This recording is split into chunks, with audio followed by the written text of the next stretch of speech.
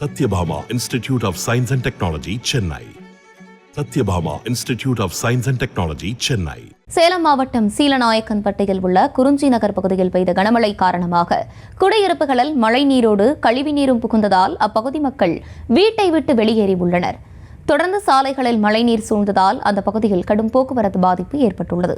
கூடுதல் விவரங்களோடு இணைகிறார் செய்தியாளர் வினோத். வினோத், வணக்கம். விவரங்களை வழங்கலாம். சேலம் மாநகர் பகுதிகளில் இன்று மதியம் 2 மணி முதல் தொடர்ந்து கனமழை பெய்து வருகிறது. தற்போது லேசான மழை மட்டுமே பெய்து வருகிறது. இந்த நிலையில்தான் சேலம் மாநகர் பகுதியில் இருக்கக்கூடிய தாழ்வான இடங்களில் மழைநீர் வந்து அதிக அளவில் தேங்கியிருக்கிறது. இது மட்டுமல்லாமல் சேலம் மாநகர் முழுவதும் ஆதார சாக்கடை பணிகள் நடைபெற்று வருவதால் அந்த சாக்கடை தண்ணீருடன் மழைநீரும் சேர்ந்து குடியிருப்பு பகுதிக்குள் புகுந்ததால் பொதுமக்கள் மிகுந்த சிரமத்திற்கு உள்ளாகியுள்ளார்கள்.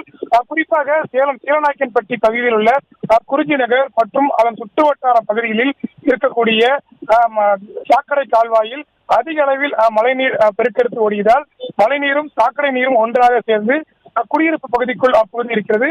இதனால் அந்த பகுதி மக்கள் தற்போது வீட்டை விட்டு வெளியேறும் சூழலில் இருக்கிறார்கள்.